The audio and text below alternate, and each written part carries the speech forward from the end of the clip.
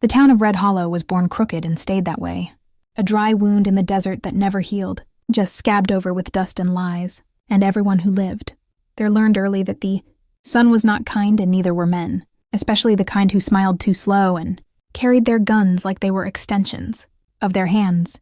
And on the morning Eliza Crowe returned, the wind dragged its fingers through the empty street like it recognized her, like it remembered the sound of her boots from years ago, when she had run barefoot and laughing, before the ground drank blood and taught her what laughter costs. And she rode in alone, hat low, coat the color of old ash, a rifle strapped across her back and a revolver riding her hip. The metal dulled by use, not neglect, because Eliza Crowe did not collect weapons. She used them, and Red Hollow noticed, even if it pretended not to, because towns like this pretended a lot, especially when ghosts came back breathing, and the sign at the edge of town creaked on one nail. Red Hollow, prosperity and law, which was funny in the way a joke is funny right before it kills you, because law here belonged to whoever could afford it, and prosperity was something other people passed through on the way somewhere better.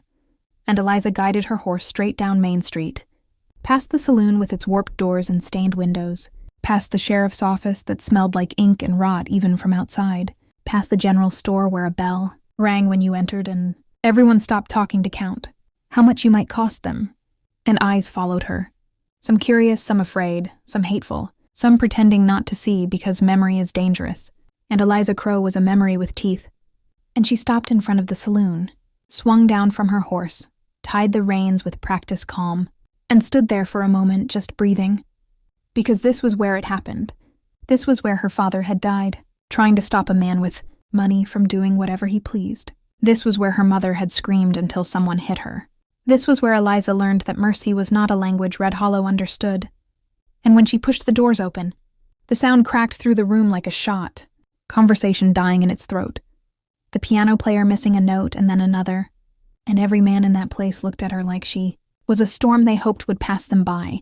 And Eliza walked to the bar and set a silver coin down, old, worn, valuable, and said whiskey. And the bartender, a man who had aged badly from watching things he never spoke about, poured it without asking questions, because questions got people killed. And she drank slow, eyes scanning the room, cataloging exits, guns, hands that twitched too much. And in the back, at a table half-shadowed, sat Jonah Blackwood's men. She knew them by the way they sat like they owned the air, by the way their guns were clean and their boots expensive, and her jaw tightened just a fraction, because Jonah Blackwood was the reason she had left. Red Hollow with nothing but rage and a scar down her ribs that burned when it rained. Jonah Blackwood, who now ran cattle, land, judges, and men. Jonah Blackwood, who called himself a businessman and let other people do his killing. And Eliza finished her drink, set the glass down, and turned toward the stairs. Because she wasn't here to make a speech, she was here to start a process. And the first step was reclaiming space. And upstairs, in a room that smelled like cheap soap and regret, she sat on the bed and laid out her weapons, checking each one like a prayer, slow and deliberate, because haste was how you died. And as she worked, memories came uninvited, the way they always did. Her father's voice telling her to keep her head up, her mother's hands braiding her hair by firelight, the night the Blackwood men rode in drunk and bored and cruel, the way the sheriff had looked away, the way the town had decided not to remember. And Eliza closed her eyes, breathed through it, because she had learned survival meant carrying the past without letting it steer.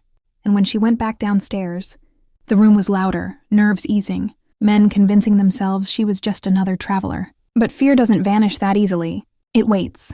And as she stepped outside, a boy bumped into her, maybe 14, eyes sharp, hands quick. And when she caught his wrist before he could lift her coin purse, he froze like a rabbit. And she leaned close and said, "Don't steal from people who notice," and let him go, and the boy ran. But not before looking back like he had just seen the shape of his future. And Eliza mounted her horse and rode toward the edge of town where the old Crow land sat abandoned, fenced off with wire that meant nothing, and the house stood crooked but stubborn, same as she remembered. And she dismounted and walked through rooms full of dust and ghosts. And in the backyard she dug where the cottonwood leaned, uncovering the box she had buried years ago, the one thing she hadn't been able to take with her. Inside it, papers, deeds, letters, proof. Proof that Jonah Blackwood's fortune was built on stolen land and blood. Proof her father had tried to take to the circuit judge before he died. And Eliza smiled, slow and sharp, because proof didn't matter unless you had leverage, and she was very good at leverage. and as the sun dipped low, painting Red Hollow in gold it didn't deserve, Eliza rode back into town and stopped at the sheriff's office, pushed open the door, and found Sheriff Cole Harding sitting behind his desk. Older now, heavier, but with the same coward's eyes. And he looked up and went pale, because he remembered her. Of course he did, and she said, "Evening, Sheriff." And his hand twitched toward his gun but stopped when she didn't move. And she told him she was reopening her father's case. And he laughed brittle. Said there was no case, there never was. And she leaned in close and slid one of the papers across his desk, just enough for him to see the Blackwood signature at the bottom. And his face changed, because fear recognizes its own. And she said, "I'm not here for justice. I'm here for balance." And when she left, he was shaking, and that night, Red Hollow buzzed like a kicked nest, whispers moving faster than horses. And Jonah Blackwood heard too, in his big house on the hill, surrounded by guards and comfort and the lie of control. And when his right-hand man told him Eliza Crowe was back, Jonah smiled, because men like him always underestimated women who survived them.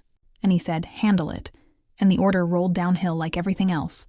And near midnight, Eliza sat alone on the porch of her old house, rifle across her knees, listening to the desert breathe.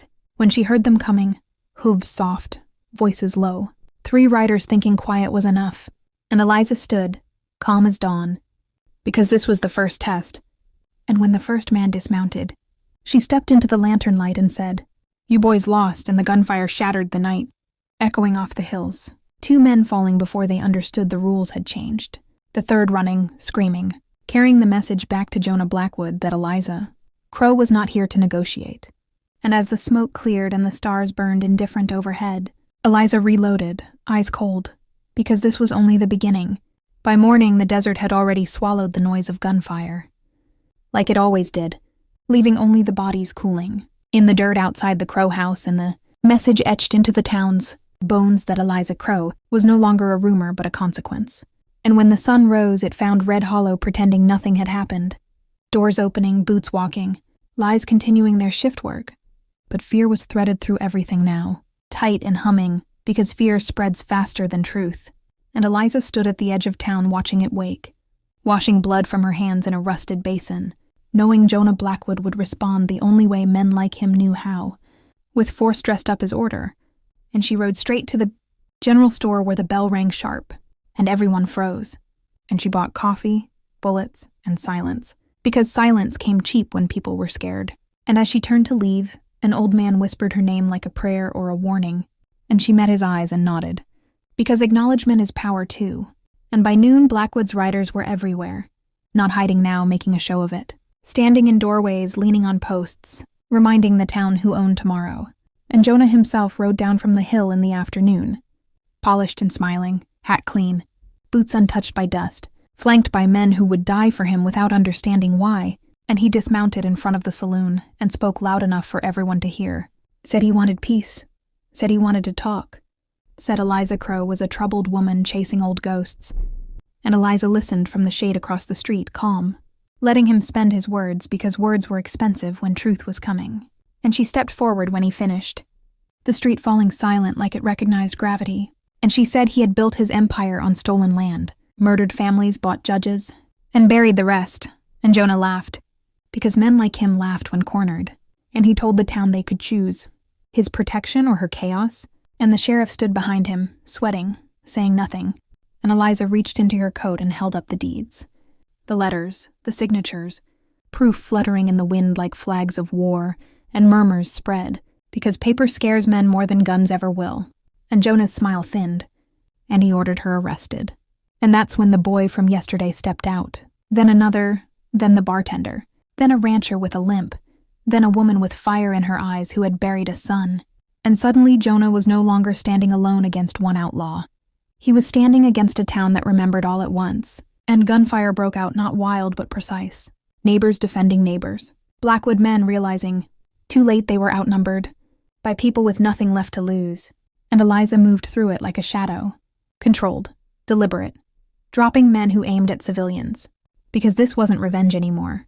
It was correction, and Jonah ran, of course he ran, toward the hill, toward his house, toward the illusion of safety, and Eliza followed, breath steady, legs burning, rifle heavy but sure, and the house loomed large and empty when she arrived. Guards already fled or dead, and inside Jonah waited, pistol shaking, rage and disbelief wrestling on his face, shouting that he made the town, that without him Red Hollow would rot, and Eliza told him it already had because of him, and when he begged, really begged, she almost laughed, because he had never begged for her family, never begged for mercy when mercy might have changed everything, and she shot him once, clean final, and stood there while the echo died, because endings deserve silence, and when she walked back into town, the people watched her not like a savior, but like a reckoning, and the sheriff resigned on the spot. The judge fled by nightfall, and Red Hollow stood blinking at the unfamiliar shape of possibility. And Eliza stayed just long enough to make sure the deeds were honored. The land returned, the graves marked, and then she rode out again, because she was never meant to belong to one place. She was meant to change them. And the desert closed behind her, swallowing hoofbeats, keeping secrets, and Red Hollow learned what it cost to forget,